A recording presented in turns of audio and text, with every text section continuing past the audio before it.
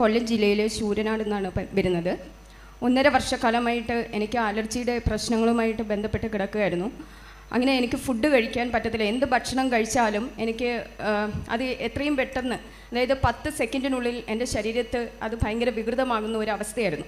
അപ്പോൾ രാവിലെ ഞാനൊന്നും ഭക്ഷണം കഴിക്കാറില്ല, ഉച്ചയ്ക്കും കഴിക്കാറില്ല, വൈകിട്ട് എന്തെങ്കിലും ചോറിൻ്റെ കൂടെ ഉപ്പ് മാത്രം കഴിച്ചുകൊണ്ടിരിക്കുന്ന ഒരു അവസ്ഥയായിരുന്നു എനിക്ക്. അപ്പോൾ ഇങ്ങനെ ഞാനിവിടെ അടുത്തൊരു കോളേജിൽ ഗസ്റ്റ് അധ്യാപികയായിട്ട് ജോലി നോക്കുമായിരുന്നു. അപ്പോൾ എനിക്ക് ക്ലാസ്സിൽ എനിക്ക് ഒരിക്കലും പഠിപ്പിക്കാൻ 3 മണിക്കൂർ 4 മണിക്കൂർ പഠിപ്പിക്കുന്ന എനിക്ക് 1 സെക്കൻഡ് പോലും പഠിപ്പിക്കാൻ പറ്റാത്ത ഒരവസ്ഥ എനിക്ക് വന്നു. ക്ലാസ്സിൽ കുഴഞ്ഞു വീഴുക, രക്തഛർദ്ദിക്കുക, ഇങ്ങനെയുള്ള പലവിധ ബുദ്ധിമുട്ടുകൾ എനിക്ക് നേരിട്ടു.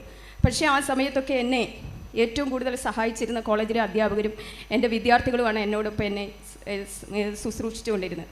പിന്നീട് ഞാൻ ഒരു സഹിക്കാൻ പറ്റുന്നില്ല. കാരണം എനിക്ക് ഡോക്ടറെ അടുത്ത് ചെന്നപ്പോൾ നോർമൽ ഒരു മനുഷ്യൻ്റെ ശരീരത്തിൽ വേണ്ടത് 100 ആണ് അലർജിയുടെ കണ്ടൻറ്റ് വേണ്ടത്. പക്ഷേ എനിക്ക് 75,000 എബവ് വന്നിരുന്നു.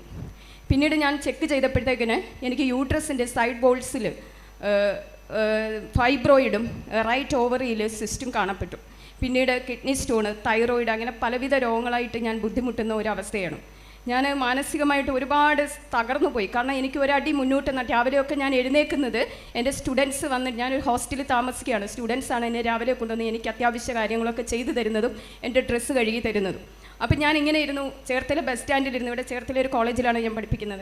ഞാൻ അവിടെ ഇരുന്ന് കരഞ്ഞു, പൊട്ടിക്കരഞ്ഞപ്പോഴത്തേക്കിന് ഇവിടെ ധ്യാനം കൂടിയ ഒരു ചേച്ചി, കട്ടപ്പനയുള്ളതാണ് ചേച്ചി, എൻ്റെ അടുത്തിരുന്ന് ഞാൻ ഇങ്ങനെ കരയുന്ന കണ്ടപ്പോൾ എനിക്കൊരു ഒരു കെട്ട് പത്രം തന്നിട്ട് പറഞ്ഞു, കുഞ്ഞേ, നിന്നെ രക്ഷിക്കാൻ മാതാവ് മാത്രമേ കാണത്തുള്ളൂ, നീ ഒരു കാര്യം ചെയ്യും, നാളെ രാവിലെ തന്നെ കൃപാസനമുണ്ട്, അവിടെ പോകാമെന്ന് പറഞ്ഞു. ഞാൻ ഇതുമായിട്ട് നേരെ എൻ്റെ വീട്ടിൽ വന്നു. അമ്മയോട് പറഞ്ഞു. അമ്മയപ്പോൾ ആ മുറിയിലൊരു മാതാവിൻ്റെ പടം ഭിത്തിയിൽ ഒട്ടിച്ച് തന്നിട്ട് എനിക്കപ്പോൾ ഞാൻ ഭയങ്കരമായി ഡിപ്രസ്ഡായിപ്പോയി. ഞാൻ എൻ്റെ അമ്മയോട് പറഞ്ഞു, ഇനി എനിക്ക് ജീവിക്കാൻ പറ്റത്തില്ല. കാരണം എനിക്ക് ഭക്ഷണം കഴിക്കാത്ത ഒരവസ്ഥയിൽ, നിന്ന് നടക്കാൻ പറ്റാത്ത ഒരവസ്ഥയിൽ, എനിക്ക് ഒരാളുടെ ബുദ്ധിമുട്ട്, എനിക്ക് ഒരാളെ ഡിപ്പെൻഡ് ചെയ്യേണ്ട അവസ്ഥ വന്നു. കാരണം ഞാൻ ഈ പല ഡോക്ടേഴ്സിനെ കണ്ടിരുന്നു, കാസർഗോഡ് മുതൽ ട്രിവാൻഡ്രം വരെയുള്ള ഡോക്ടേഴ്സിനെ കണ്ടപ്പോൾ അവർ പറയുന്നത് ഞാൻ അവിവാഹിതയായതുകൊണ്ട് യൂട്രസിൽ എന്തെങ്കിലും ഒരു ഓപ്പറേഷൻ നടത്തിക്കഴിഞ്ഞാൽ അത് യൂട്രസിൽ സ്ക്രാച്ച് വീണ് കഴിഞ്ഞാൽ വിവാഹിതയായാൽ അത് പ്രഗ്നൻസിയെ ബാധിക്കും, അതുകൊണ്ട് ഞങ്ങൾ ഓപ്പറേഷന് തയ്യാറല്ല എന്നാണ് പറഞ്ഞത്. ഇപ്പം ഞാൻ ഇങ്ങനെയൊക്കെ ഉള്ള ഒരു ഒത്തിരി ബുദ്ധിമുട്ടി നിന്നപ്പോഴത്തേക്കിന് ഞാൻ പറഞ്ഞു, ഇനി എനിക്ക് മുന്നോട്ട് പോകാൻ പറ്റത്തില്ല, ആത്മഹത്യ അല്ലാതൊന്നും എന്ന് പറഞ്ഞു. അപ്പോൾ അമ്മ പറഞ്ഞു, നാളെ രാവിലെ നമ്മൾ കൃപാസനത്തിലേക്ക് പോകുന്നു, നീ കിടന്നുറങ്ങാൻ പറഞ്ഞു. അമ്മയും ഞാനും പ്രാർത്ഥിച്ച് ഞാനാണ് രാവിലെ എത്തിയത്. 5 മണിയുടെ ബസ്സിൽ ഇവിടെ കലവൂർ ബസ് സ്റ്റാൻഡിൽ ഇറങ്ങിയിട്ട് ഞാൻ അവിടെ നിന്ന് കരഞ്ഞുകൊണ്ടാണ് ഇവിടെ വന്നത്. ഇവിടെ വന്നപ്പോൾ എന്താ ചെയ്യേണ്ടതെന്നൊന്നും എനിക്കറിയില്ല. അപ്പോൾ അവിടെ വന്ന് നിന്നപ്പോഴാണ് ഞാൻ കരഞ്ഞുകൊണ്ടാണ്, ഞാനിവിടെ ആരൊക്കെ ഇരിക്കുന്നെന്നോ ഒന്നും ഞാൻ ശ്രദ്ധിക്കുന്നില്ല. അവിടെ വന്ന് നിന്നപ്പോഴത്തേക്കിന് ഇവിടെ അച്ഛൻ്റെ പ്രാർത്ഥനയാണ് കേൾക്കുന്നത്, ധ്യാനമാണ്. അപ്പോൾ ഒക്ടോബർ 2-ാം തീയതിയാണ് ഞാൻ വന്നത്. അവിടെ വന്ന് നിന്നപ്പോഴത്തേക്കിന് അച്ഛൻ പറയുന്നു, കൈകൾ മുകളിലേക്ക് ഉയർത്തി ദൈവത്തെ പ്രാർത്ഥിക്കാൻ പറയുന്നു. ഞാനും കൈകൾ മുകളിലേക്ക് കരഞ്ഞുകൊണ്ടാണ് മുകളിലേക്ക് ഉയർത്തിയത്. അപ്പോൾ ഞാൻ അവിടെ ഒരു സെൻറ്റൻസ് എഴുതിയിരുന്നു. എന്താണെന്ന് വെച്ചാൽ, നീ കരഞ്ഞുകൊണ്ടാണ് വരുന്നത്, സന്തോഷിച്ചു പോകുന്നു. ആ വാക്ക് എന്നെ ഭയങ്കരമായിട്ട് എൻ്റെ മനസ്സിൽ സ്ട്രൈക്ക് ചെയ്യും. ഞാൻ പൊട്ടിക്കരഞ്ഞു. അവിടെ നിന്ന് കരഞ്ഞപ്പോഴത്തേക്കിന് എൻ്റെ മുഖത്തേക്ക് ശക്തമായൊരു കാറ്റാണ് വന്നടിച്ചത്. അതിനുശേഷം ഞാൻ 4 വശവും നോക്കിയില്ല, എങ്ങും കാറ്റ് വേറെ എങ്ങുമില്ല, എൻ്റെ മുഖത്ത് മാത്രമേ ഉള്ളൂ. അവിടെ നിന്ന് ഞാൻ കരഞ്ഞു, പ്രാർത്ഥിച്ചതിന് ശേഷം ഇതിന് തൊട്ടപ്പുറത്ത് ഭക്ഷണം കൊടുക്കുന്നുണ്ടായിരുന്നു.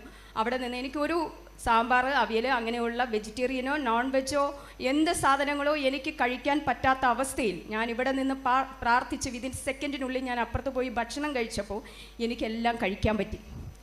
ലോകത്ത് എനിക്ക് ഫ്രൂട്ടി എന്ന് പറയുന്ന ഒരു സാധനം കഴിച്ചാൽ അപ്പം തന്നെ ഞാൻ സെക്കൻഡിനുള്ളിൽ വീഴുമായിരുന്നു. അവിടെ നിന്ന് ഞാൻ 1 ഗ്ലാസ് ഫ്രൂട്ടിയും കഴിച്ചു. ഞാൻ വീട്ടിൽ ചെന്ന്, ഞാൻ ദിവസം രാവിലെ ഒരു 7-8 ഗുളിക കഴിച്ചിട്ടാണ് കോളേജിലേക്ക് പഠിപ്പിക്കാൻ പോകുന്നത്. അപ്പോൾ ഞാൻ വീട്ടിൽ ചെന്ന് എല്ലാ ഓയിൻമെൻറ്റും ഗുളികകളും മാറ്റിയിട്ട് പിറ്റേന്ന് വന്ന് ഇവിടുന്ന് ഉടമ്പടി എടുക്കുകയും ഇവിടുത്തെ തൈലം കൃത്യമായിട്ട് എൻ്റെ ശരീരത്തിൽ പുരട്ടുകയും ഞാൻ പ്രാർത്ഥനയോടുകൂടി മുന്നോട്ട് പോവുകയും ചെയ്തപ്പോൾ എൻ്റെ ഗുളികകളെല്ലാം ഞാൻ വലിച്ചെറിഞ്ഞു, ഓയിൽമെൻറ്റും എടുത്തു കളഞ്ഞു. ഇപ്പം എൻ്റെ രോഗം പൂർണ്ണമായി, എൻ്റെ യൂട്രസിൽ മുഴ അപ്രത്യക്ഷമായി, കിഡ്നിയുടെ കല്ലുകളില്ല, തൈറോയിഡ് ഇല്ല, ഫൈബ്രോയിഡ് ഇല്ല, യാതൊരു ബുദ്ധിമുട്ടുമില്ല. I am very happy in this moment. Praise the Lord.